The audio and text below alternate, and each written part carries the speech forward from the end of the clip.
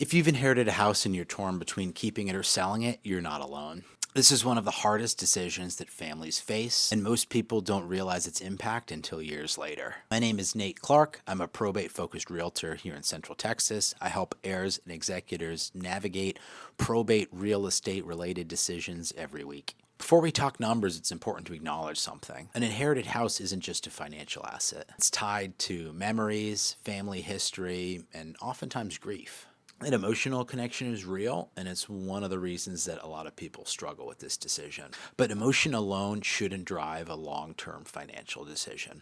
Now, keeping an inherited home might be a good long term decision if the home is in good condition, there's low or no mortgage balance, there's maybe one family member that wants to stay at the house, the property produces cash flow as a long-term rental, or the family and all the heirs agree on a good plan moving forward with the property. In these cases, keeping the home can be a reasonable choice.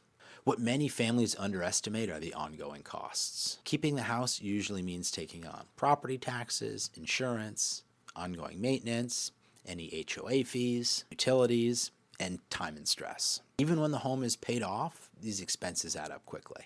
Selling an inherited house is often a better strategy when multiple heirs are involved, nobody wants to live at the house, the property needs significant repairs, the home creates financial or emotional strain, or the estate needs liquidity to settle expenses. Selling in these situations can simplify the process and allow everybody to move forward. This is something I see all the time. Many families keep a house only to realize later on that the house becomes a burden. It costs more than they expected it would. Repairs cost money. Family disagreements increase. The house sits vacant, or the value doesn't increase as hoped. These regrets usually come from not fully evaluating the long-term reality. Another thing to think about is the tax and timing factor. From a tax standpoint, selling sooner rather than later often makes sense. Inherited property benefits from a stepped-up basis, which can reduce or eliminate capital gains tax when sold close to the date of inheritance. Holding the property for years can increase that capital gains tax burden down the road. This is why timing matters more than most people realize. Before you decide whether to keep or sell, ask yourself, who will manage the property? Who will pay ongoing expenses? Is everyone aligned long-term? What happens if the market changes? Would selling simplify the estate and relationships?